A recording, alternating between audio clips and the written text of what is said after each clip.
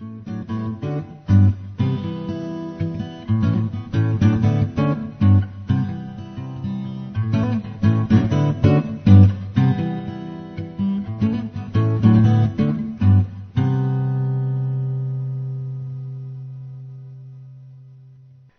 the Muslim militants were as miserly as the man who had beguiled them.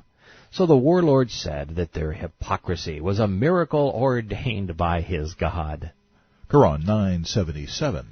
He punished them by putting hypocrisy in their hearts until the day whereon he shall meet them, because they lied to Allah and failed to perform as promised. Forking over the dough. Allah knows their secrets. Those who slander and taunt the believers, who pay the zakat for Allah's cause voluntarily and throw ridicule on them, scoffing, Allah will throw back their taunts, and they shall have a painful doom. Whether you ask for their forgiveness or not, their sin is unforgivable. If you ask 70 times for their forgiveness, Allah will not forgive them, because they have disbelieved Allah and His Messenger. Islam's unforgivable sin is not paying Muhammad the money. In another translation, Allah confirms that hypocrisy is his fault, and that it's the result of a business deal gone bad. Koran 9:75. Some of you made a deal with Allah, saying, "If you give us booty, we shall pay you the tax." But when He gave them booty, they became greedy and refused to pay. As a consequence of breaking their promise, Allah filled their hearts with hypocrisy, which will last forever. Lest we forget, the business of Allah was terrorism, piracy, and the slave trade. The first Muslims never made anything. The broken record that became the Koran screeches once again, peaceful Muslims will go to hell because they are reluctant to fight. Koran 9:81.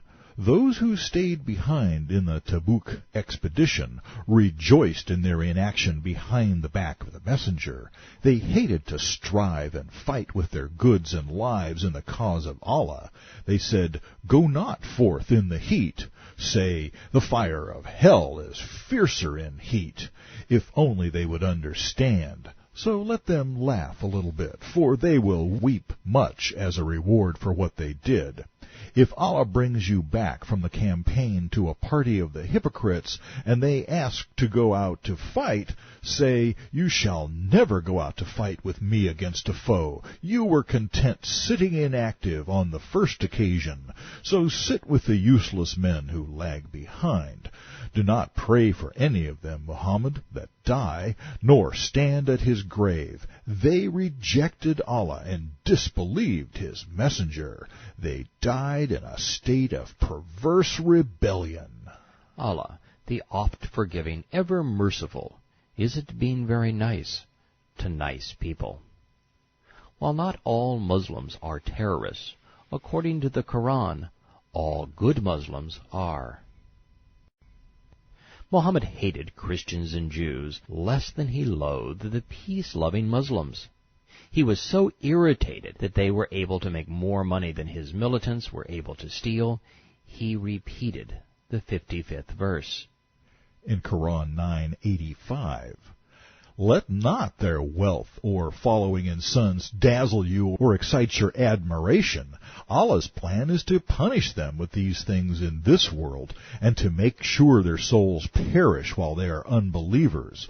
When a surah comes down enjoining them to believe in Allah and to strive hard and fight along with His Messenger, those with wealth and influence among them ask you for an exemption from jihad. They prefer to be with their women, who remain behind at home. Their hearts are sealed, and so they understand not."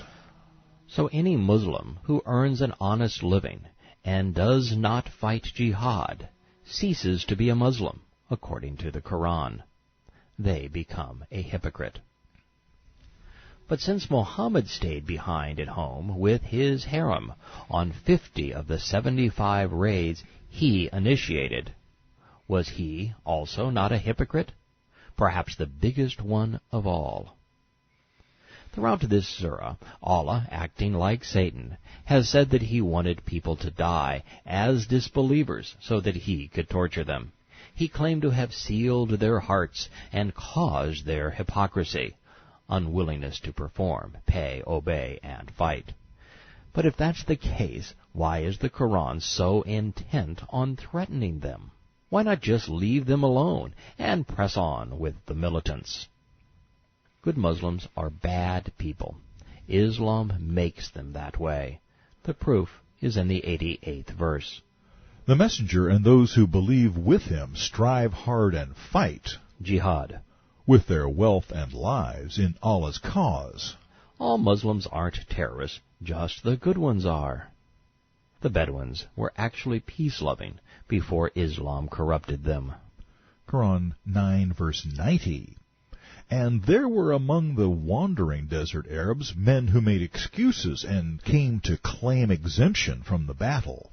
Those who lied to Allah and His messenger sat at home. Soon will a grievous torment seize the unbelievers. There are Muslims who are excused from fighting. The 91st verse tells us, There is no blame on those who are old, weak, ill, or find no resources to spend on jihad or holy fighting, if they are sincere in duty to Allah and His messenger. No ground of complaint can there be against them. The only Muslims who don't fight are lame.